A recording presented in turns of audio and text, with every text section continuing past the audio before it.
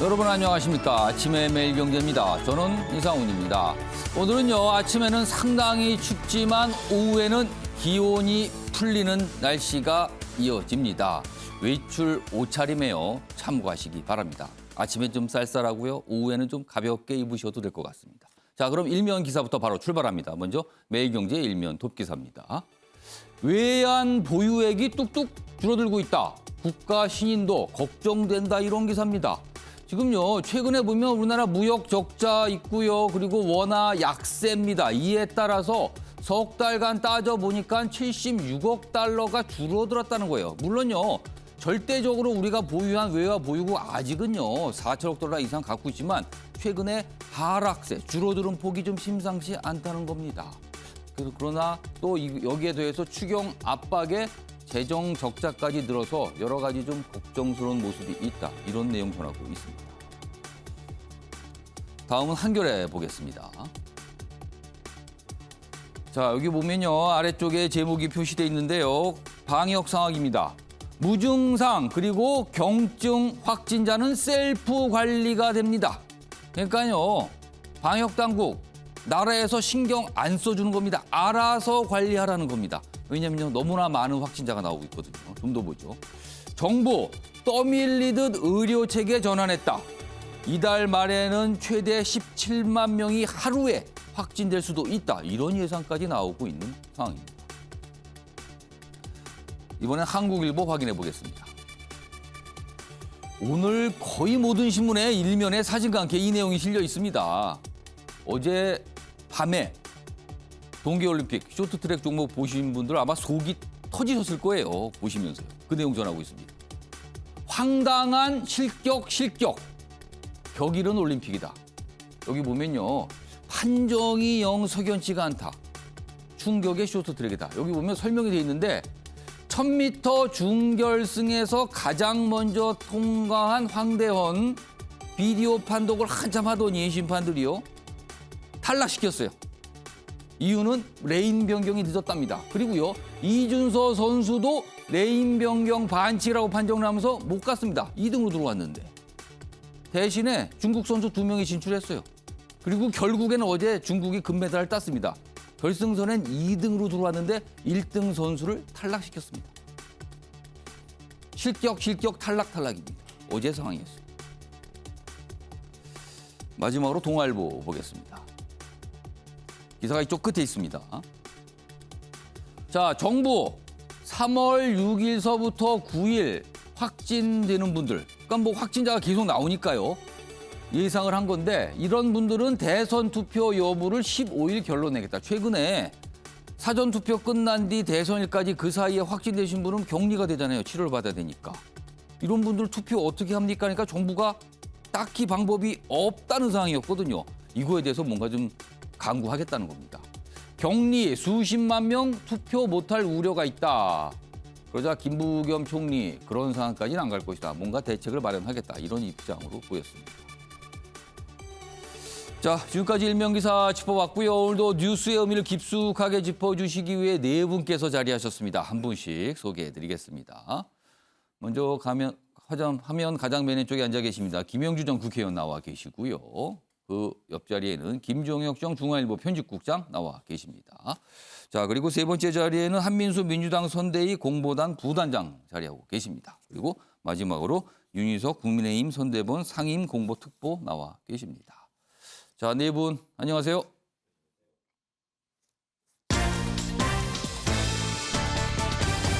오늘 다룰 주요 이슈들을 네 가지 키워드로 정리했습니다. 아침을 여는 키워드 화면에 준비되어 있습니다. 오늘 주요 내용 한눈에 보실 수 있습니다. 2월 8일 화요일 순서입니다. 먼저 첫 번째 키워드 확인해 보겠습니다.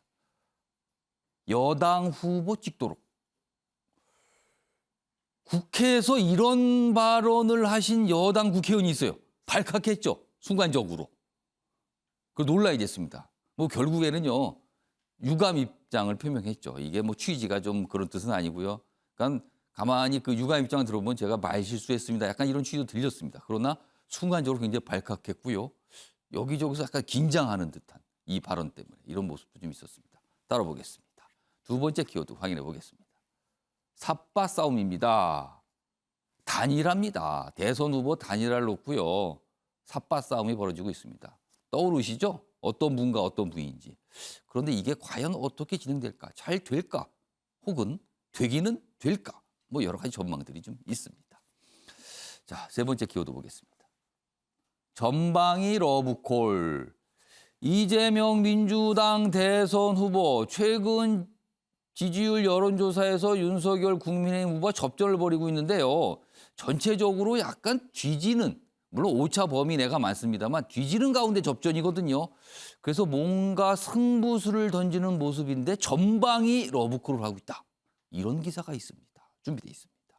마지막 키워드 보겠습니다. 예상이 현실로. 동계올림픽 쇼트트랙 종목 얘기입니다. 이걸 어떻게 좀 이해해야 될지요. 예상했던 분이 있었습니다. 그럴 것이다. 근데 예상대로 가고 있습니다. 지금요. 바로 중국을 위해서죠. 그러면. 자, 다뤄볼 예정입니다. 자, 아침에 매일경제 첫 번째 이슈는요. 코로나 방역 상황 좀 간단하게 짚어보도록 하겠습니다. 정부가 이제 방역 체계를 좀 바꾼 거죠. 첫 번째 기사입니다. 모레부터 무증상 경증엔 전화도 안 한다, 이제는. 지금까지는요, 재택치료 받으시는 분들은 확인 전화를 수시로 받잖아요. 괜찮은지, 증상 없는지, 뭐, 약은 챙겨 드시는지, 뭐 이런 거 물어봅니다. 근데 앞으로는요, 이제 전화 안 옵니다. 너무 많기 때문입니다. 물론 대상자는 60세 미만입니다. 그리고 치료도 격리 해제도 셀프입니다. 그냥 알아서 하는 겁니다. 지금부터는요. 좀 더 보겠습니다. 달라지는 재택치료 그리고 등교 상황입니다. 보건소는 저위험 확인 후 치료를 시작하는데 7일간 격리 후 통보 없이 그냥 자동 해제입니다. 그냥 알아서 해제하는 겁니다. 그리고 가족도 접종 완료자는 수동 감시. 그러니까 본인이 알아서 뭐 활동하시는 거예요. 다만 60 이상 고위험군만 집중 관리된다. 그리고 학생은 확진 격리 제외 등교 원칙입니다. 그러니까 확진자가 학교에서 나오더라도 학생들이 정상적으로 문제가 없다면 등교하게 되는 상황이 됩니다. 뭐 조금 바뀌었어요. 지금까지는 굉장히 엄격했는데 어쩔 수가 없는 상황으로 간 겁니다. 자, 그럼요. 어제 방역 당국에서 향후 코로나 확진자 숫자 뭐 이런 거에 대한 약간 예상을 하는 발언들을 좀 했는데요. 그 내용 확인해 보겠습니다. 2월 말 경에는 국내 확진자가 13만 명에서 17만 명 수준까지도 발생할 수 있을 것으로 전망하고 있습니다. 많이 늘어난다는 거죠. 저 정도면은 지난해 같은 경우 유럽 국가들에서 하루 나온 확진자 숫자하고 비슷하게 됩니다. 물론 이 오미크론 확산세는 엄청나죠. 다른 나라도 말도 못하게 많은 숫자의 확진자가 나오고 있긴 합니다. 지금요. 기사 하나 더 이어가 보겠습니다. 내달 자가치료 100만 명 간다는데 정부는 뭐 딱히 그냥 앞서 기사 보셨죠? 그냥 알아서 해야 되는 상황으로 가고 있습니다. 그래서 이 기사는 손 놓은 정부다. 이거 재택 대란 불보듯한데 이런 지적입니다. 좀 더 보죠. 일단 정부 입장에서는 추적에도 한계가 있고 행정력도 과부하 이런 걸 고려해서 셀프 그냥 역학조사입니다. 알아서 그냥 판단하는 거예요, 이제는요. 확진자 동거 가족 외출도 허용한다. 그런데 일반 관리군 재택 키트 안 주고 스스로 관찰하다 비대면 진료를 한다. 이게 방치 아닌가 혹시 너무나 또 이렇게 되면은. 자율은 좋은데 이게 방치로 보이면 이게 또 논란이 될 수도 있어요. 그리고 하루 확진 첫 4만 안팎 예상 이렇게 됩니다. 지금 뭐 거의 육박했습니다. 지금 상황이죠. 그러니까 결론은요. 코로나 앞으로 확진이 되시는 분들 집에서 알아서 치료하시고 알아서 격리도 해제하고 뭐 이런 상황이 됐습니다. 지금. 어떻게 할 수 없는 상황이 되고 만 겁니다. 자, 뭐 이 얘기를 더 해봐야 소용이 없을 것 같고요. 뭐 관련 기사였는데 어제 정치권에서 이 발언 때문에 좀 발칵했죠. 그 기사 이어가 보도록 하겠습니다. 여당 김성주 의원, 정은경 질병청장에게 뭐 이렇게 질문도 하면서 하는 과정이 나왔어요. 여당 후보 찍도록 코로나 관리를 이 발언을 하면서 논란이 된 겁니다. 그러니까 예를 들면 앞서 일명기사 전해드렸는데 이 사전투표 그다음에 선거일 사이에서 확진되신 분들은 지금 어떤 대책이 없거든요. 투표에 관해서는. 근데 그런 얘기를 하다가 나온 말이에요. 그러다 야당 이거 명백한 선거법 위반이다. 거센 반발했죠. 그래서 김 의원은요. 오해 살 만한 표현이다. 또 사과를 했습니다. 그리고 정부에서는 일단 확진자 투표 방법 검토 중이다. 뭐 이런 입장도 좀 나왔습니다. 자, 그럼요. 이 발언 어떤 모습이었는지 확인해 보도록 하겠습니다. 이제 선거가 앞두고 있으니까 또 정부가 이 방역에 실패했다 이런 얘기를 자꾸 하고 싶은 것 같아요. 그래서 국민 불안을 가중시키려고 하는 그런 의도를 상당히 갖고 있는데 확진자의 경우에 투표하는 게 불가능합니까? 우리 야당 의원님들이 걱정하시는 게 혹시 확진자가 늘어나서 그분들이 다 정부 탓을 할 것 같은데 투표 못하면 야당 표가 줄어들 것 같아 걱정을 하시는 것 같아요. 그러니까 그런 걱정 안 하도록 확진자 관리 잘 하시고 빨리 치료해서 오히려 여당 후보 찍도록 잘 좀 안정적으로 관리를 좀 해주시기 바랍니다. 여당 후보를 찍도록 해달라고 했어요. 이것은 명백히 선거법 위반이고요. 반드시 김성주 간사는 그에 대해서 반드시 사과를 해야 되고 그 속기록에 삭제를 해주셔야 합니다. 지금 대선 때거든요. 굉장히 사실 민감해요. 후보들마다, 후보 진영마다 굉장히 민감한데 여당 후보를 찍도록 이런 발언을 한 겁니다. 그러니까 덜컥 뭔가 나온 것 같아요, 지금요. 김종혁 전 국장님, 어떻게 들으셨습니까? 좀 이 논평 좀 해주세요. 이거 뭐라 어떻게 좀 이해해야 될까요, 이 상황은? 사실 그동안에 예, 이 정부에서 코로나 방역을 얼마나 정치적으로 이용했느냐 뭐 이런 부분들에 대해서 논란이 많았거든요. 예. K-방역이 아니라 사실은 정치 방역이다. 이런 얘기들이 많았어요. 예. 그런데 김성주 의원께서 저분 재선 의원이시잖아요. 그리고 정치하신 지 굉장히 오래되신 분이에요. 예. 연금관리공단 이사장도 하신 걸로 아는데 저분이 부지불식간에 그 여당의 속내를 그냥 폭로해 버린 거 아니겠어요? 아 저게 평소에 생각하고 있던 속마음이 덜컥 나온 거다.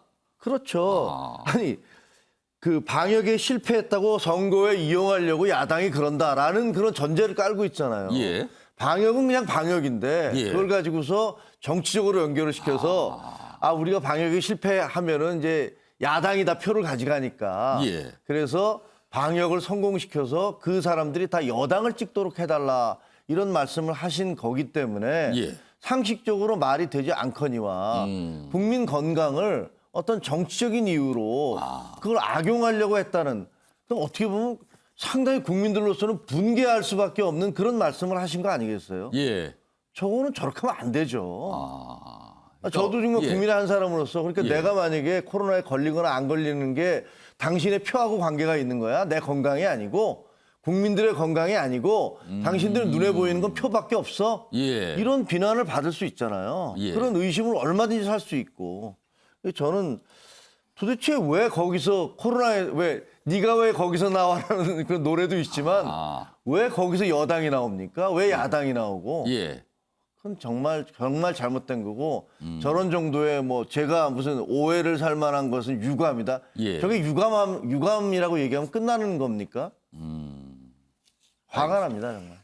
그러니까 본인이 이게 논란이 됐어요. 그리고 여당 내에서도 좀 논란이 된 거죠. 그러다 이제 바로 사과를 했는데 한민수 부단장께는요 이 질문 좀 드릴게요.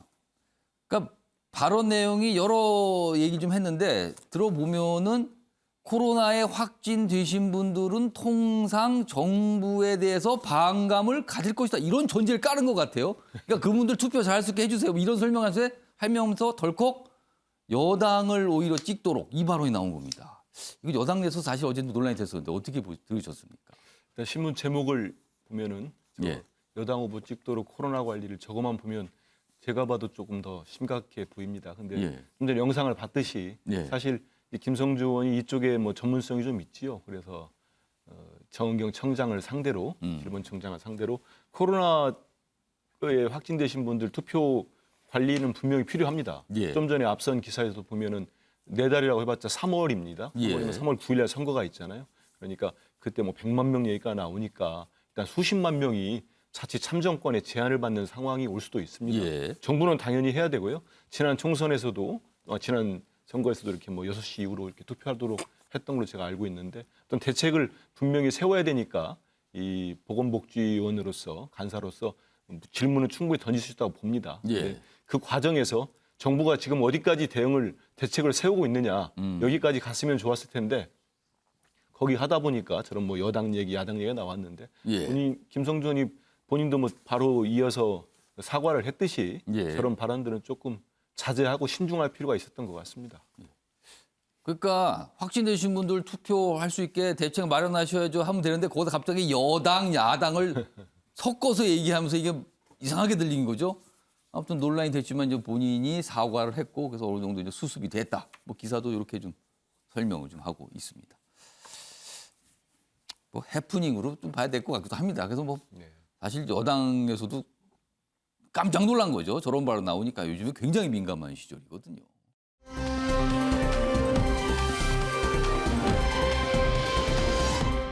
자, 다음은요.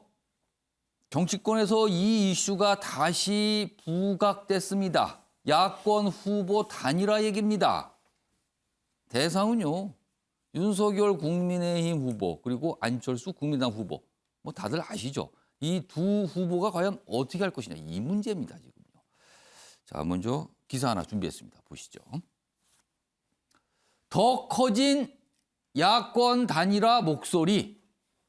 일각에서는요. 안철수 책임 총리 뭐 이런 주문도 있어요. 그러니까 윤석열 후보가 안철수 후보에게 책임 총리를 맡아달라고 일단 제안을 하고 그걸 가지고 뭔가 단일화를 해야 된다. 뭐 이런 거예요 지금.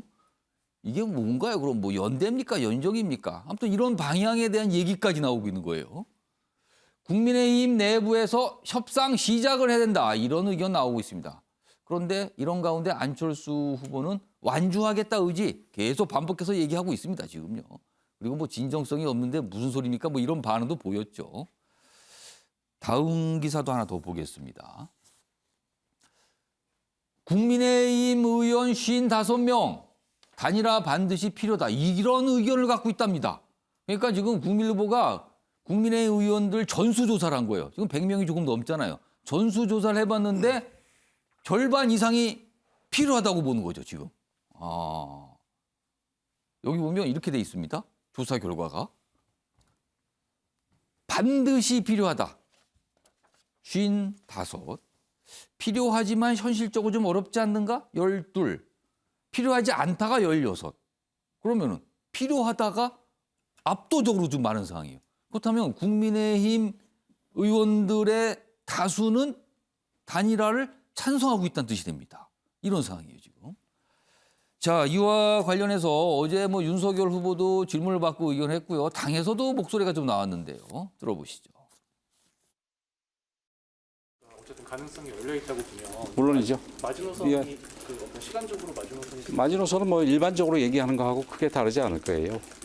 뭐 투표일 시작할 때라는 분도 있고 그다음에 투표용지 인쇄라는 분도 있고 또 뭐 사전 투표 전까지는 언제든지 열려 있다는 분도 있고 뭐 이런데 그 중간 어디쯤이 되겠죠.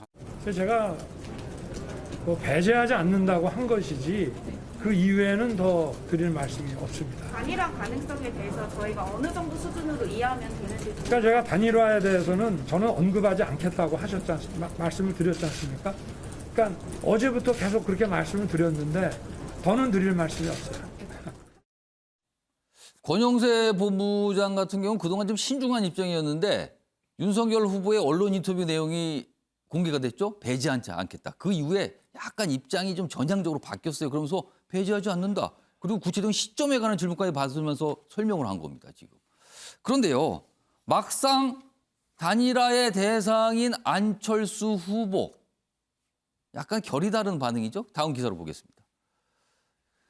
윤석열 단일화 내게 맡겨달라. 이거 언론 인터뷰 통해서 뭐 이런 입장을 냈는데 안철수 뭐 그런 식으로 공개 발언하는 거 보니까 진정성이 없습니다. 단일화를 그렇게 대놓고 막 얘기합니까? 이거예요 지금 반응은. 그럼 이게 마음이 있다는 건지 없다는 건지 공식적으로는 완주를 계속 얘기하고 있긴 합니다만 이런 상황입니다. 여기 보시면 권영세 본부장 발언이 다시 또 소개돼 있는데 단일화 가능성 열려 있다. 그리고 윤석열 후보는 조용히 이루어져야 한다는 생각이다. 그래서 그런가요? 방금 확인한 영상에서 윤석열 후보 더 이상 배제하지 않는다. 그거 이외에 더 이상 할 말은 없다. 이런 입장을 또 내기도 했습니다. 그리고 국민의당에서 나온 의견을 또 적어놨는데 윤석열 후보 측이 진정성이 있다면 비공식적이라도 협상 제안해야 된다. 그러니까 조용히 물밑에서 협상 제안하고 움직여야지 뭡니까 이렇게 얘기하는 거. 약간 이런 분위기로 느껴집니다. 자, 이와 관련해서 안철수 후보의 반응 그리고요. 국민의힘 내부에서 이준석 대표가 대표적으로 단일화에 부정적이에요. 영상으로 묶었습니다. 들어보시죠. 근데 아직까지도 좀 나오는 이유가 어디까지? 저는 말씀드렸지 않습니까? 저는 당선을 목표로 뛰고 있습니다. 어제는 또 아니라고 그랬다가 오늘은 또 뭐 된다고 그랬다가 그리고 또 이런 문제는 공개적으로 말한다는 자체가 저는 진정성이 없다고 생각합니다. 금요일 되면은 제 생각에는 많은 우리 유권자, 많은 우리 당원들이 또 결과를 알게 되실 텐데 단일화 그 말이 더 이상 안 나올 겁니다. 금요일 되면 기대해 주십시오. 그러니까 안철수 후보는 아니 이런 걸 이렇게 공개적으로 얘기합니까? 약간 뭔가 불쾌하다. 그리고 이준석 대표는 11이면 단일화 얘기 쑥 들어간다. 안 나온다. 근데 과연 그럴지 모르겠습니다. 상황이. 이준석 특보가 나와 계신데요. 좀 몇 가지 질문 좀 드릴게요. 먼저 국민의힘의 전반적으로 이제는 안철수 후보와의 단일화 얘기 이걸 시작하겠다. 이제 의사가 명확해진 겁니까? 이렇게 이해해도 됩니까? 뭐 의사가 명확하냐는 그 주체가 누구냐 이게 중요한데 지금 볼 때 후보가 말씀하셨어요. 본인에게 맡겨달라. 그거 배제하지 않겠다고 예, 배제하지 얘기했거든요? 않겠다. 그러니까 이 얘기가 지금 뭐 시간이 좀 많이 남아 있으면 모르겠는데 예. 제가 볼 때는 물리적으로 기존에 국민들이 생각하시는 단일화라는 말에서 떠오르는 그거, 즉 여론조사를 통한 단일화는 물리적으로 좀 어려워 보입니다. 시간이 얼마 없기 때문에. 예. 그렇다면은 과거에 DJP 연합과 같은 어떤 후보자, 당사자 두 분 간의 담판 또는 합의에 의한 단일화밖에는 가능하지 않다. 후보들끼리 뭔가 논의를 통해서 바로 결정하는 방법. 예. 그것밖에 가능하지 않다고 볼 때 예. 그렇다면은 저희 입장에서는 정치적으로 얻을 수 있는 게 훨씬 크죠. 단일화를 통해서. 예. 그러나 안철수 후보 입장에서는 물론 선거 비용 보전 문제도 있지만 그걸 예. 제외한 거를 따져 본다면 예. 저희보다는 그래도 지금 덜 단일화에 대한 열망이 덜 할 겁니다. 저희가 볼 때는. 그렇기 때문에 저희가 조금 더 적극적으로 나설 수도 있는 상황이 됐다라고는 인정할 수 있습니다. 그렇다면은 안철수 후보 입장에서는 덜 적극적일 수밖에 없는 상황이라는 건데 그런가요? 책임 총리제 이런 거 맡기면 어떠냐 이런 아이디어 나왔는데 그것도 좀 어느 정도 당내에서 의견이 모아지는 겁니까? 아니면 그냥 일각에서 나오는 정도입니까? 단일화를 지금 말씀드렸듯이 담판 형식, 합의 형식으로 간다면 결과적으로는 뭔가를 조건을 제시를 해야 되겠죠. 그렇죠. 그 과정에서 나오는 어떤 얘기들일 텐데 예. 그 구체적인 것에 대해서는 뭐 잘 알 수는 없는 거고 다만 예. 안철수 후보가 받아들일 수 있는 예. 또 받아들이면서 단일화를 이룰 수 있는 구체적이고도 상세하게 진정성 있는 걸 줘야 한다. 거기에 대해서는 다 동의를 하고 있는 입장입니다. 일단 안철수 후보는 이게 공개적으로 얘기하십니까? 이거에 대한 불만 표시가 나왔어요. 이걸 조용히 얘기해야지 이렇게 대놓고 얘기하세요. 막 이런 것 같은데 하나 더 질문 드릴게요. 방금 영상에서도 확인해봤지만 이준석 대표는 여전히 단일화에 대해서 굉장히 부정적입니다. 그리고 날짜까지 얘기했어요. 10일을 지나면 단일화 얘기 쑥 들어간다. 이런 취지 얘기까지 했거든요. 이준석 대표 강하게 반발할 텐데 이것도 자칫 단일화 이슈를 놓고 국민의힘 내부가 후보와 당대표가 또 갈등, 대립 이런 거 아닙니까 혹시 또? 저는 그것을 이준석 대표가 단일화 자체를 반대한다고 생각하는 게 아니라 단일화까지 가는 그 과정에 있어서의 논란과 여러 가지 불협화음에 대해서 그것이 선거에 미치는 악영향에 대해서 걱정한 거라고 생각합니다. 예를 들어서 지금 당장 1초 만에 예를 들어 단일화가 이루어졌다면 그 자체를 이준석 대표가 반대할 이유가 전혀 없어요. 깔끔하고 신속하게 이루어진다면 괜찮다. 저는 그렇게 생각합니다. 그렇기 때문에 이준석 대표 하는 얘기를 들어보면 자 단일화라는 언어를 꺼내는 순간 우리는 패배자의 언어로 들어간다. 그런 얘기도 결국은 그 뜻이라고 저는 봐요. 전략적으로 판단하고 있다는 거예요 지금? 저는 그렇게 생각합니다. 아무튼 지켜보겠습니다. 윤석 특보의 그런저런 설명이 앞으로 맞아 들어가는 건지 아니면 이게 지금 그동안 단일화에 대해서 그리고 안철수 후보에서 굉장히 부정적이었거든요. 과연 어떻게 될지 지켜보도록 하고요. 다음 만평을 하나 좀 이어가 보도록 하겠습니다. 이 만평은 일단 단일화를 단일화 협상에 들어간다는 전제를 깔고 있군요. 제목을 보면 단일화로 돼 있어요. 근데 단일화라고 쓰고 양보라고 읽는다. 그러면서 지금 이런 거 아니냐고 좀 묘사했는데 윤석열 후보는 이렇게 얘기하네요. 언제 양보할 건데? 그러니까 안철수 후보는 얼마나 양보할 건데? 내놓으라는 거네요. 지금 이런 거 아니냐는 거죠, 지금. 그럼 이거는 전제가 단판 아닙니까? 지금 여기서 묘사하는 거는? 김영주 전 의원님. 네. 뭐 여당에 몸담고 계시지만 과거엔 여당도 이제 단일화 네. 경험이 많이 있거든요. 이거 앞으로 어떤 방식으로 전개될 것 같습니까? 글쎄요, 이제 97년에 DJP 연합처럼 이제 윤석열 후보 측이 요구하는 것은 그야말로 어떤 그 뭐 여론조사 형식이 아니라 직접적인 담판에 의한 그래 말하자면 그 JP가 총리를 하는 그런 안들을 생각할 텐데 그래서 이제 만평처럼 언제 양보할 건데 실제적으로 보면 이제 당장 선거가 이제 29일밖에 안 남아 한 달도 얼마 안 남은 남았어요. 채가 됐고요. 또 투표용지도 조만간 인쇄하게 될 텐데 그 전에 단일화됐다는 부분이 확실히 나야 될 것 같고 핵심적으로 보면 지금 현재 안철수 후보가 10% 선인데 10%에서 내려가기 시작하면 그 표들은 윤석열한테 가는 후보한테 가는 것이 아니라 이재명 후보 쪽으로 갈 가능성이 더 많다는 것이 중론인 것 같습니다. 그리고 7일 날 공개된 여론조사 중에서 7개 중에 6개가 초접전으로 나오고 있기 때문에 갑자기 원희룡, 뭐 권영세, 뭐 윤상현 할 것 없이 이제 야당에서 단일화에 대한 목소리가 시급하게 나오고 이준석 대표를 제외하고는요.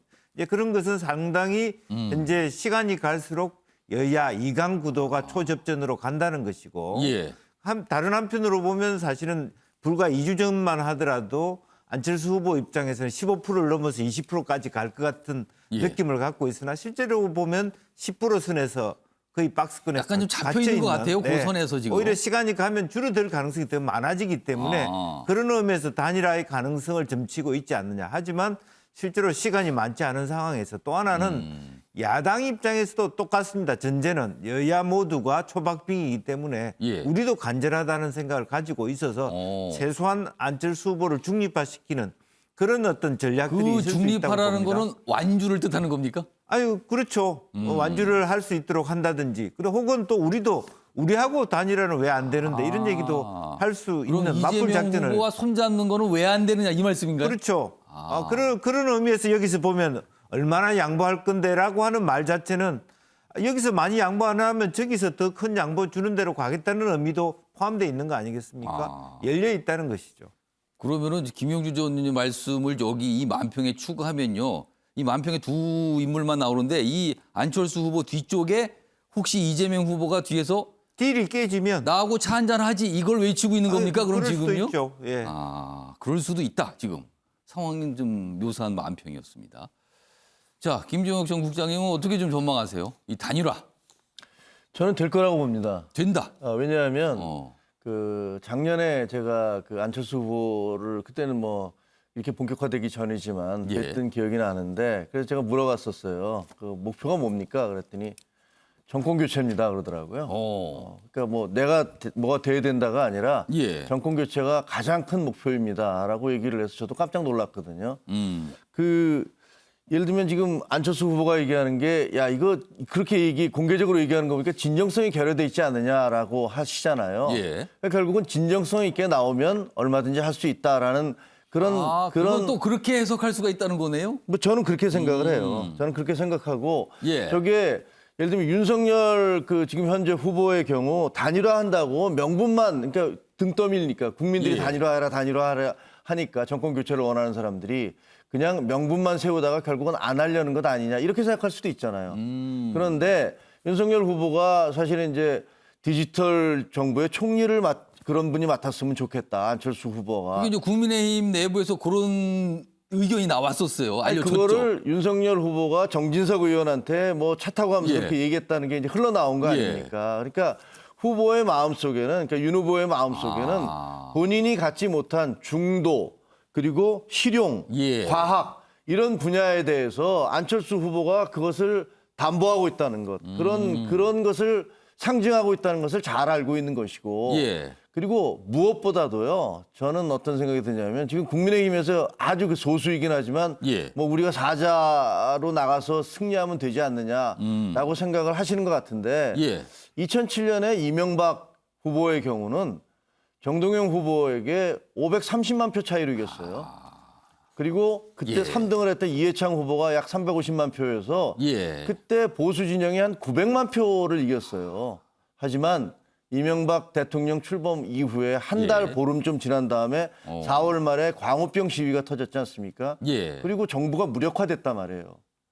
사실 이번 선거에서 박빙으로 이겨서는 예. 국민의힘이 180석이나 되는 야당인 그 쉽게 예. 얘기하면 지금 민주당이 180석인데 국정을 제대로 끌고 갈 동력을 찾기가 쉽지가 않아요. 그렇기 때문에 어떻게 해서든지 국민의힘은 안철수 후보 혹은 또 김동연 후보까지를 포함해서 예. 중도까지를 포함하는 중도 보수 정부를 구성하고 대선에서 압도적 그 표차로 이겨야 예. 그때 비로소 전국을 좀 안정적으로 끌어갈 수 있는 것이지 예. 박빙의 승부로 이기고 그다음에 뭐 예를 들면 안철수 나머지 사람들이 다 밖에서 대립하는 구도를 만들어낸다. 예. 그래서는 제가 보기에는 국정 상황이 이렇게 결코 호락호락하지 않을 거거든요.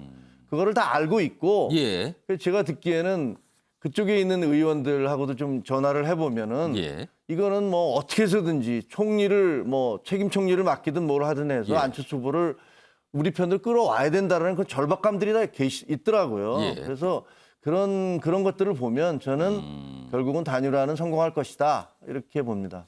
그러니까 정치적으로 윤석열 후보 입장에서는 가능한 많은 득표를 통해 당선돼야 뭘 제대로 일을 할 수 있다. 이런 말씀이시고 그리고 안철수 후보 입장에서는 아까 이런 걸 이렇게 공개적으로 얘기합니까? 그 뜻은 뭔가 성의를 좀 보여주세요.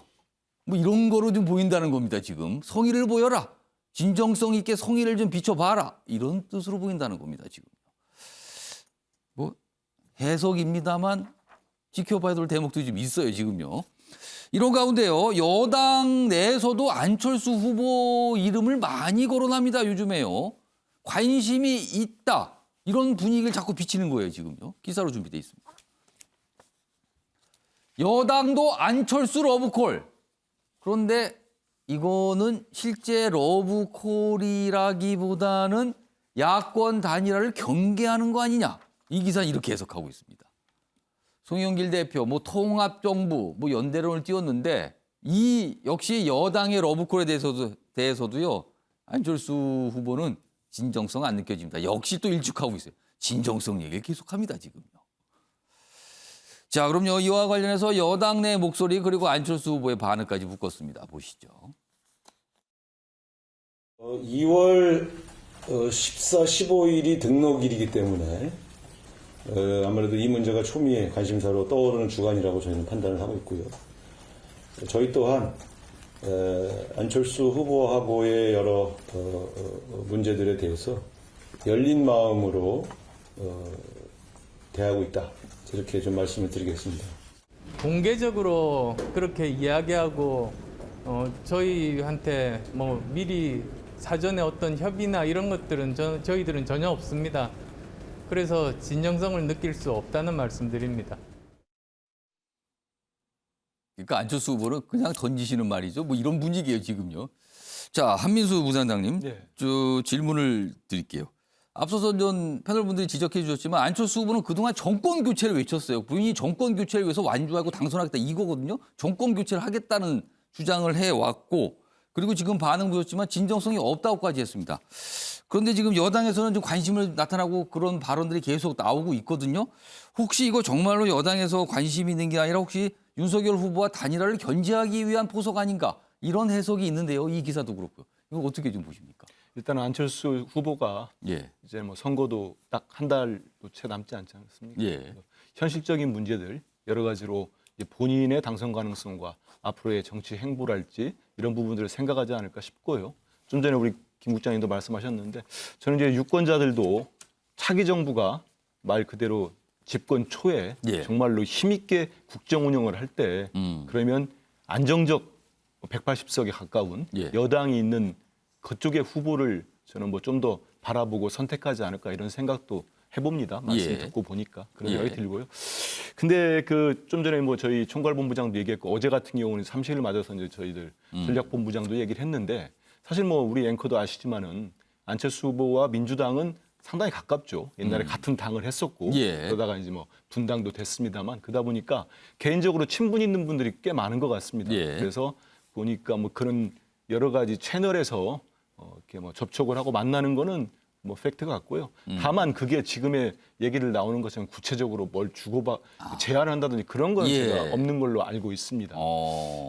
좀 전에 이제 뭐 DJP 방식의 뭐 이제 윤석열 후보와 안철수 후보가 단일화를 추진한다고 하는데 제가 공교롭게도 그때 현장에서 취재를 했던 기자입니다. 예. 기자인데 그거 쉽지 않습니다. 이게 그 뭐 지금 한 달도 안 남았는데 제가 그때 취재하기 6개월 이상 갔습니다. 그리고 최종적으로 김대중 후보와 김종필 후보가 만나서 단일화에 사인을 하는데요. 지난하게 했죠. 그 안에 이제 본인들의 복심이라 불리는 분들이 예. 고위급들 간의 회의를 엄청 지루하게 했는데 그 아시겠습니다만 거기서 합의한 게 내각제였습니다. 뭐 지금 그 실현되고 안 되고를 떠나서 예. 그렇기 때문에 이제 윤석열 후보나 안철수 후보의 협상이 이게 단일화를 놓고 한다면 예. 구체적으로 안철수 후보 입장에서는 저 만평 나온 것처럼 뭘 얻어낼 수 있지를 생각을 할 겁니다. 그렇다면은 저는 상당히 그 백석 남짓한 국민의힘이 줄 수 있는 게 많지 않을 거다. 예. 그리고 그렇다면은 뭐 지금 구체적인 얘기는 없지만 예. 차라리 민주당과 얘기가 더 잘 될 수도 있다는 생각도 해봅니다. 왜냐하면 안철수 후보 입장에서는 제 3당이기 때문에 근데 그동안 정권 교체를 그렇게 얘기했는데 갑자기 민주당하고 보시면은 이제 3당이 어떻게 되는 겁니까? 뭐 정치는 현실이고 생물인데요. 예. 그 3당 입장에서는 그 이후에 예. 선거제 3당으로서 존립이 필요한 거 아니겠습니까? 그 제도적 개선이랄지 이런 부분들은 뭐 제 개인 생각입니다. 그 안철수 후보도 생각을 하다 보면은 예. 지금 뭐 민주당과 그런 게 있다는 건 전혀 아닙니다만은 여러 가지 고민을 하지 않을까. 꼭 뭐 지금의 윤석열 후보와 본인과의 뭐 단일화만 염두에 두고 움직이진 않지 않겠나 이런 생각을 좀 해보게 됩니다. 김용주 전 의원께 짧게 질문 드릴게요. 혹시 민주당은 단일화, 그러니까 야권 후보 단일화가 안 되길 바라는 겁니까? 그렇지 않습니다. 더 적극적으로 예. 단일화에 대해서 열려 있다라고 하는 것을 그 순수하게 받아들였으면 그냥 좋겠고요. 이재명 후보와도 어떤 연대 단일화도 가능하다 그 입장을 계속 갖고 있는 거다. 왜냐하면 이제 그 저희 당 내부에서도 그렇고 예. 저희 당을 지지해야 하는 또 오랫동안 정치를 해왔던 고모님들의 생각들은 굉장히 우리보다 적극적이더라고요. 실제로 보면 단일화도 가능하고 예. 실제로 국민의 그 당이라고 하는 것이 원리로 보면 상당히 예. 많은 어떤 그 우리 당 현재 민주당과 연대 속에 있고 구성원들도 상당수가 예. 상당히 호남이 다수이기 때문에 반드시 고려해야 될 사항이다. 뭐 예. 상대방이 못하도록 이렇게 마치 무슨 예. 뭐 간섭 현상을 통한 이간질 그런 차원이 아니라 예. 상당히 적극적으로 그 관심을 기울여야 된다 이런 입장을 갖고 있습니다. 그러니까 지금 여야에서 모두 관심 있어요라고 안철수 후보가 얘기하고 있는데 막상 안철수 후보는 거기 다 진정성 없죠. 지금 이런 반응인 거예요, 지금요. 자, 이런 가운데 이재명 후보와 관련된 기사가 더 있는데요. 이어가 보도록 하겠습니다. 최근에 많은 분들을 만나고 있어요. 그래서 이런 기사가 나옵니다. 이재명, 김종인, 이상돈, 윤여준 회동. 두 분은 만났고요. 한 분은 오늘 만날 예정이라고 알려져 있죠. 공통점은 중도 성향, 그리고 뭔가 실용적인 성향, 이런 분들이라는 거예요. 지지율 정체에 부동층 흡수에 사활을 걸었다. 합리적 보수 인사 만나 중도 공략 노리는 거 아니냐. 그런데 막상 김종인 전 비대위원장, 뭐라고 소개를 할까요? 전 총괄 뭐 선대위원장이라고 할까요? 하여튼 국민의힘에서 일을 했어요. 근데 이분이 어제 기자들 만나서 이재명 후보 전날 만나셨죠? 그러니까는 뭐라고 얘기했냐면 이겁니다. 그냥 이런저런 잡담했어요. 잡담했다고 소개를 해요. 아무튼 그렇습니다. 자, 그럼요. 이와 관련해서 이재명 후보도 얘기를 좀 했고요. 그리고 국민의힘 내부에서 약간 견제하는 듯한 발언도 있었어요. 들어보시죠. 김종인 대표님은 뭐 전에도 본인이 공개적으로도 말씀하셨던 것처럼 언제든지 만난다고 말씀하셨고, 제가 수시로 그러니까 국민의힘 비대위원장을 맡고 계실 때도 제가 전화드려서 상의 드린 뭐 사안들도 있고 그렇습니다. 평소에 워낙 가깝게 모시던 분이어서 뭐 신년이고 해서 또 조언도 드릴 겸 제가 만났는데 도움 될 만한 말씀들을 많이 해주셨다. 이런 정도 하겠습니다. 그 뭐 자연인이시니까 그 찾아오는 사람을 뭐 저기 쫓아낼 수도 없는 거 아니겠습니까? 그래서 오겠다 그러면은 아마 거절할 수가 없어서 만나신 거 아닌가 이렇게 생각이 됩니다. 그리고 양식이 있는 분이니까 이게 뭐 하루아침에 그 태도를 돌변하시거나 그럴 분은 아니라고 생각을 합니다. 자, 이게 왜 기사로 다뤄지냐면요. 김종인 전 국민의힘 총괄선대위원장입니다. 얼마 전까지, 지난해 말까지 윤석열 후보를 도왔어요. 근데 지금은 이제 이탈을 했죠. 돕지 않고 있습니다. 그런 상황에서 이재명 후보를 만난 겁니다. 그리고 얼마 전에는요, 윤석열 후보가 김종인 전 위원장과 전화 통화해서 뭐 안부전했다고까지 밝혔어요. 그런 상황에서 만났기 때문에 주목받았거든요. 그리고 다른 분들도 이재명 후보가 또 만나고 있는 거예요. 자, 윤석 특보. 국민의힘으로서는 최소한 좀 신경이 쓰입니까? 어떻게 보세요? 아니요, 신경 쓸 일이 없어요. 저는 민주당 분들, 이재명 후보 포함해서 왜 김종인 위원장을 자꾸 찾아가시는지 이해가 안 가요. 김종인 위원장이 예를 들어서 처음부터 이재명 후보를 도왔다면 도움이 될 수도 있다고 봅니다. 근데 이미 김종인 위원장은 국민의힘 비대위원장을 했었고 저희 선거를 도왔던 총괄 선대위원장이셨잖아요. 윤석열 후보 지지 선언을 아주 일찍 하신 분이에요.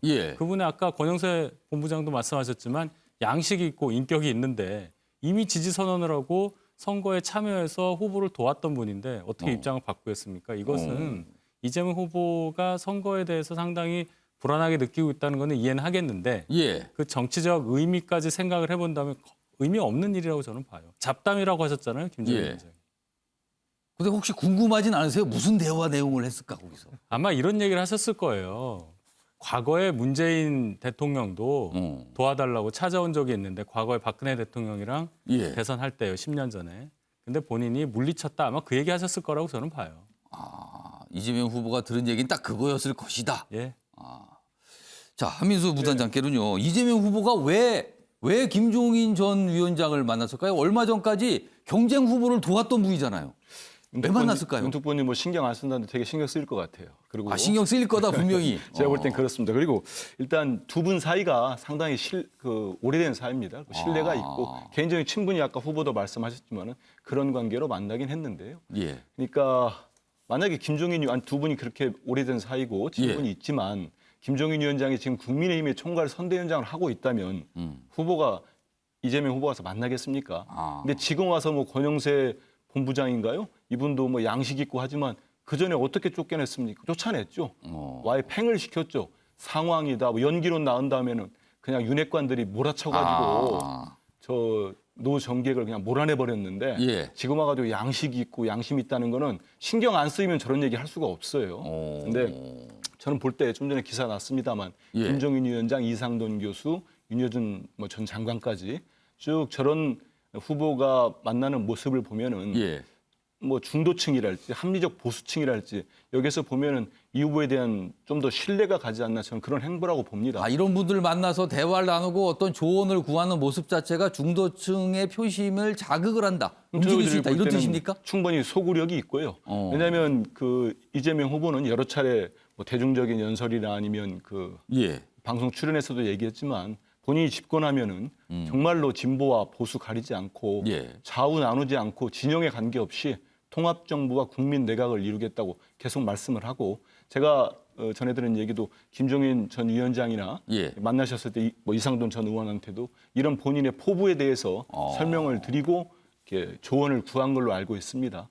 그래서 본인들의 진영을 넘어서는 뭐 윤석열 후보도 좀 부러우면 저런 행보를 좀 했으면 좋겠습니다. 그래서 너무 갇혀 있지 말고요. 그러니까 지금 이재명 후보처럼 계속 그 확장해 나가는 그리고 본인과 좀 결이 다를 수 있는 분들한테도 얘기를 듣고 그거를 포용할 수 있는 모습이기 때문에 뭐 꼭 지지율 정체 부분이 아니고 뭐 여러 가지 다른 중도층이나 분들한테는 상당한 영향력을 주지 않을까라는 생각을 해봅니다. 그러면 좀 뭐 윤석열 후보도 비슷한 모습을 보여주면 좋겠다는데 그럼 예를 들면 김종인 전 위원장과 함께 여야 상황을 불렀던 이해찬 전 대표를 윤석열 후보가 만나서 조언을 구한다 뭐 이런 걸 말씀하시는지는 모르겠지만 아무튼 주목을 받고 있어요. 이 정치권에서는 꽤. 이해찬 고문께서는요. 지금도 당의 어른으로 계시고 저희들은 뭐 저기 국민의힘이 김종인 위원장 쫓아내듯이 뭐 그런 짓은 없습니다. 상황이 다르다 그 말씀이네요. 그렇죠. 비교할 수가 없죠. 알겠습니다. 그건 다른 상황이다. 이것도 강조해 주셨어요.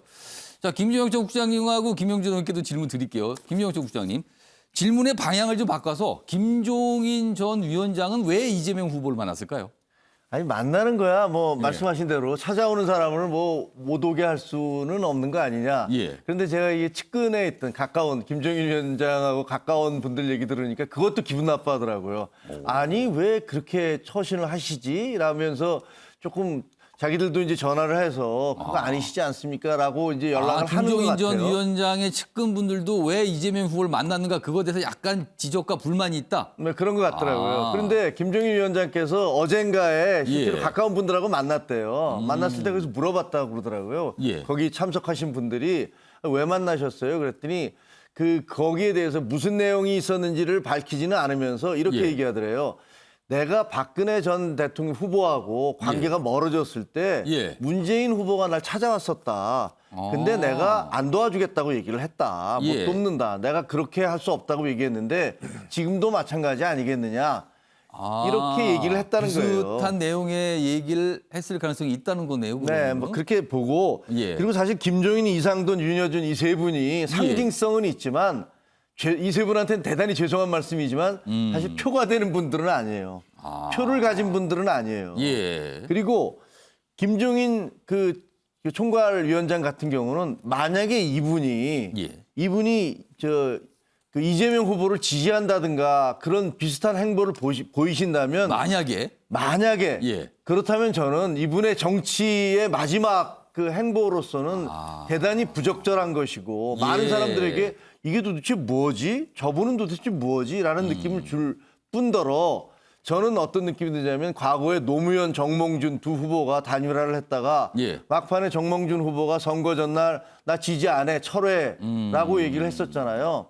그게 오히려 수많은 반발을 불러일으키면서 노무현 후보에게 도움이 됐던 적이 있어요. 저는 김종인 전 총괄위원장께서 상식적인 분이시고 그리고 또 정치를 저렇게 오래 하신 분인데 전혀 지금 저 민주당에서는 괜히 그냥 생색내기 위해서 만나 뵙고 뭐 찾아뵙고 하고는 있지만 별 도움은 안 될 것이다. 알겠습니다. 김영준 전 의원님. 네. 민주당 입장에서는 김종인 전 위원장을 지금 영입할 의사가 있는가라고 물어보면 어떻게 대답을 하시겠어요? 영입할 수 있죠. 있다? 네. 왜냐하면 뭐 정책적인 측면에서 사실은 그 김종인 위원장이 갖고 있는 그 생각들이란 사상적 구조는 좀 친민주당적입니다. 오히려 국민의힘에 가서 일을 하는 것 자체가 사실 안 맞는 거고. 근데 그럼에도 불구하고 뭐 김종인 국장 말씀에 제가 동의할 수 없는 건 표에 도움이 안 된다라고 얘기할 수 있냐. 표에 도움이 안 되는 분을 상임총괄선대위원장으로 모셨다는 것도 사실 말이 안 되는 거고. 또 하나는 그냥 잡담했다. 과거에도 뭐 찾아왔을 때 문 후보 찾아왔을 때 거절했다라고 하는 얘기를 1시간 20분 동안 할 수 있을까? 잡담을 1시간 20분이나 하나? 네. 실제로 뭐 그러면 10분, 20분 할 수 있는 얘기밖에 없잖아요. 예방하고 만났어. 아유 나도 뭐 네 입장 알지만 내가 당신한테 가겠냐. 옛날에도 안 했다. 그런데 5분이면 끝나는 얘기 아닙니까? 근데 1시간 20분이라고 하는 거는 스타로이가 없으면 1시간 20분을 어떻게 끌고 가겠습니까?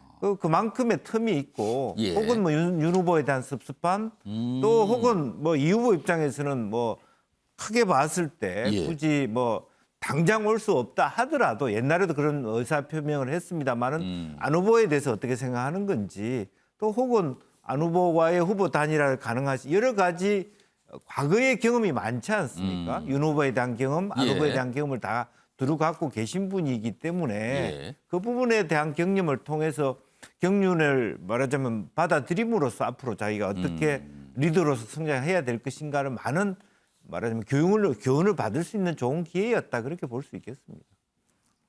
복잡한데요. 네 분 말씀 쭉 이어서 들어오는데 이게 어떻게 되는 건지 도대체 뭐 약간 정신이 좀 다릅니다. 지금 뭐 도와줄 수도 있는 거 아닙니까? 그러니까 어떻게 도와줍니까? 이런 반론도 있고 뭐 그렇습니다. 지금요. 이번 대선이 참 과거와는 많은 점에서 다른데 이런 점도 좀 다른 것 같습니다.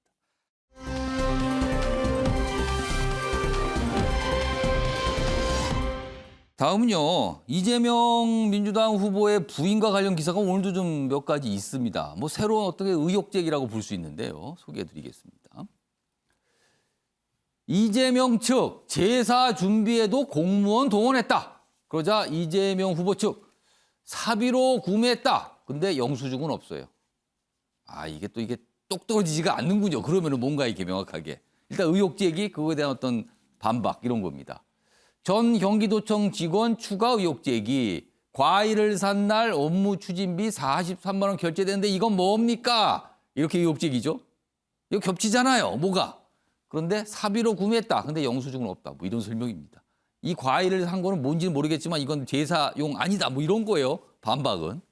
다음 기사 하나 더 보겠습니다.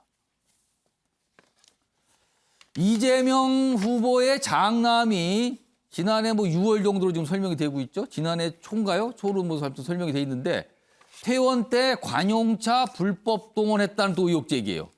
그러자 여당에서는요. 이거 잘못된 건 맞지만 이재명 후보는 지시를 안 했다. 몰랐다. 이런 뜻이 되네요. 그럼. 앞선 내용하고 좀 다른 거네. 뭔가 있었지만 지시는 안 한 거다. 여기 또 제사 얘기도 있어요. 제사 음식 구매 뭐 한 거 아니냐. 과일집에는 뭐 전용 장부까지 있어서 뭐 경기도에서 왔다고 하면 그냥 준다. 근데 이거에 대해서 또 반박을 했죠. 아니다라고 또. 이게 뭐가 뭔지 아무튼 매일 좀 나옵니다. 조금씩. 자, 뭐 상황은 이렇고요. 그런데요.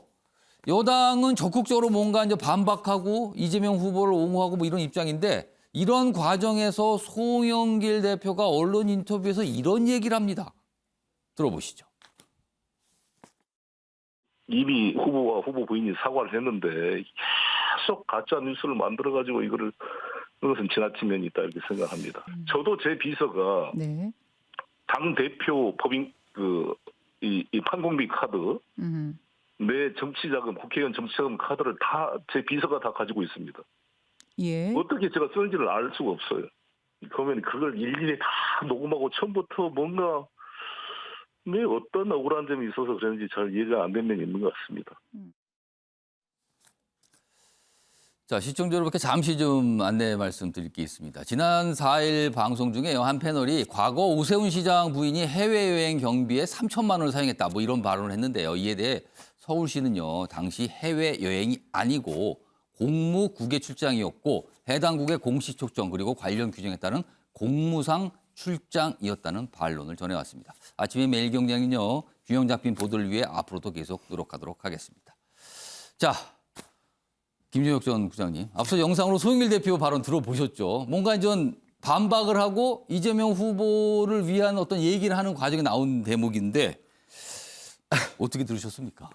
아니, 글쎄요. 하여튼 뭘 가짜 뉴스라고 그러시는 건지를 모르겠는데 그거는 뭐 그 촉발된 게 기자들은 어쨌든 그 제보자가 계속 이런 문제가 있었습니다라고 주장을 하고 있는 거고 그것을 추적해보고 확인하고 더 문제가 있다고 생각하니까 또 다른 부분을 제기하고 있는 건데 이걸 가짜 뉴스라고 얘기를 한다면 그러면 언론은 다 입을 다 다물고 있어야죠. 아무 말도 할 수가 없는 거죠. 그러니까 공당의 대표로서 언론들의 정당한 비판과 추적을 가짜 뉴스라는 단어 하나로 다 뭉개버리려고 하는 것은 대단히 부적절한 그런 발언이다라고 생각이 들고요.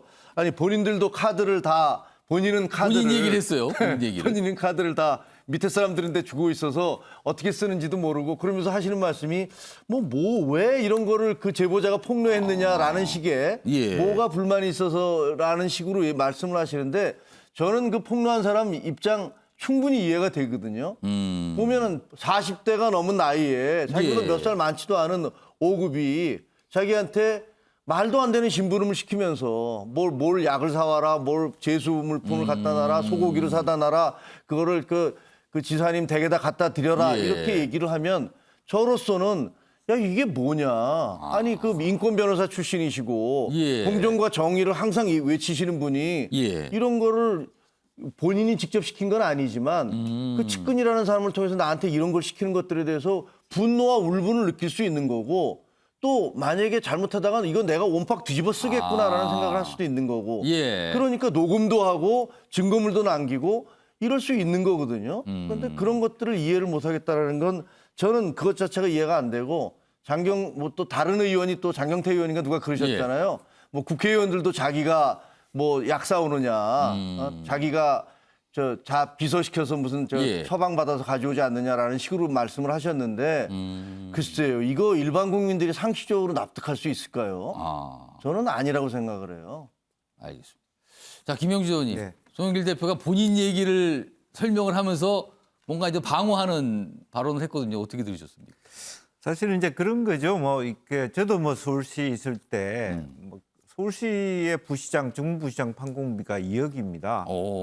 굉장히 많습니다. 예. 그걸 어떻게 활동을 하다 보면 사실은 제 대신에 빚을 보낼 경우도 있고 이런 경우가 생길 수가 있죠. 그러나 다만 공적 업무에 쓴다라고 하는 또 송영길 대표도 마찬가지로 정치 자금이니까 정치 자금에 맞게 쓰는 것은 꼭 본인만 집행하는 부분이 아닐 수 있다라고 하는 측면에서 모든 것을 후보와 후보 부인이 다 알았다고 얘기하지 말라.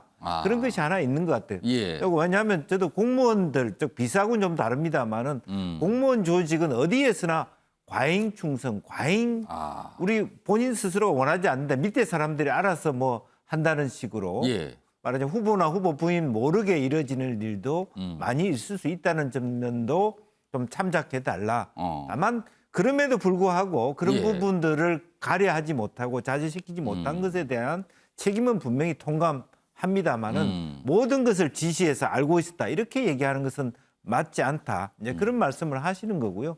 또 실제적으로 보면 이제 그런 의미에서 실제로 너무 오랫동안 지금 거리에 있다 보니까 악용할 수도 있다. 후보 부인을 말하자면 이용해서 자기의 활동을 말하자면 했을 가능성도 저는 충분히 있다고 보여집니다. 이런 부분은 전혀 드러나지 않고 무조건 뭐 후보나 후보 부인이 다 알았을 것이다는 전제로 얘기해서는 안 된다. 그런 말씀을 드리고 있습니다. 한민수 부사장께는 좀 발언기 요청하시는데 제 질문도 하나 드릴게요. 사실은 민주당 입장에서는 이거는 지시한 게 없고 그냥 알아서 한 거다. 그 사무관이, 전직 사무관이 알아서 했기 때문에 문제가 발생한 거다는데 사실 뭔가 물건을 갖고 오거나 뭐 하면 궁금하지 않습니까? 이거는 어디서 나서 이걸 산 거지? 이거 왜 갖고 왔지? 이게 보통 아닙니까?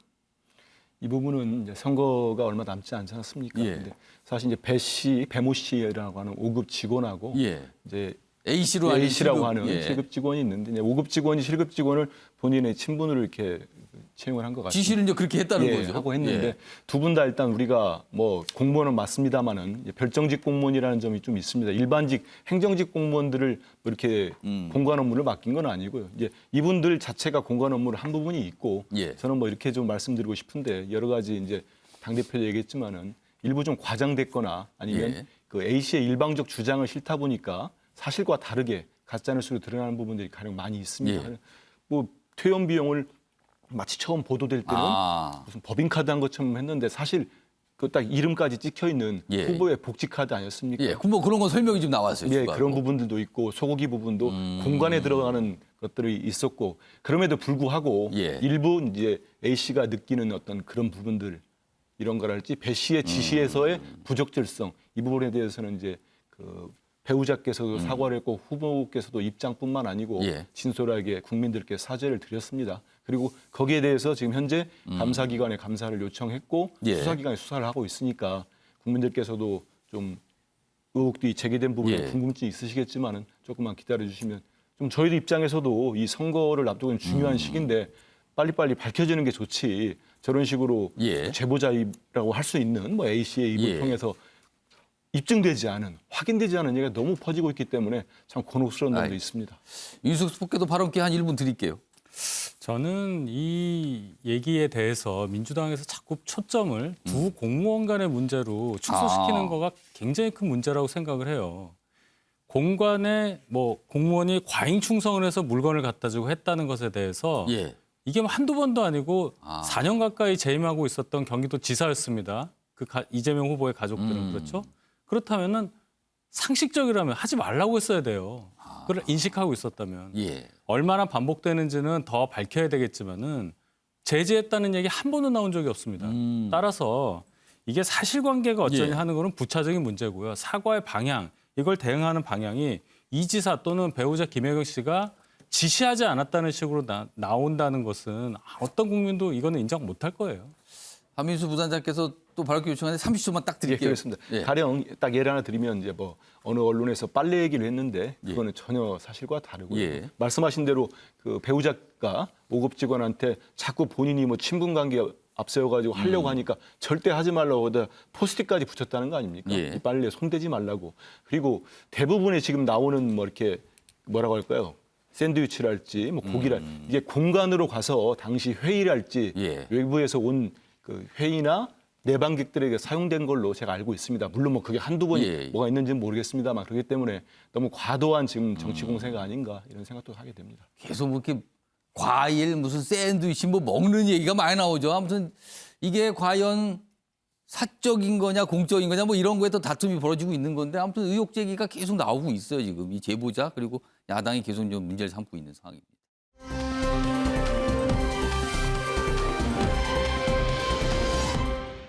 다음은요. 베이징 동계올림픽 얘기 좀 해보겠습니다. 일명기사 때 소개해드렸는데 이 정도면은 이른바 메달 공정 아니냐. 중국이 무슨 동북공정, 역사공정 이런 거 하잖아요. 메달을 확보하기 위한 뭔가 공정. 그러니까 공정이 말이 공정이지 뭔가 이렇게 만들어내는 거 아니냐 이런 뜻입니다. 지금요. 그런 얘기까지 나올 판이에요. 기사 소개해드리겠습니다. 스쳐도 실격. 우려가 현실로 됐다. 이러려고 올림픽 열었나. 아, 제목이 아주 매섭게 질타하고 있죠. 어제 사항을 설명했는데 준결승 1위를 통과한 황대현, 레인 변경 반칙으로 실격 처리했고 이준서도 같은 이유로 실격. 중국 선수 2명이 어부지리 결승행을 갔는데 결승에서 1위로 통과한 헝가리 대표 선수 실격. 그리고 2위로 들어온 중국 선수가 금메달 딴 거예요. 어제 사항을 쫙 정리했습니다. 남자 1000m 경주에. 다음 보겠습니다. 결승전 사항이에요. 이 사진 좀 봐주실까요?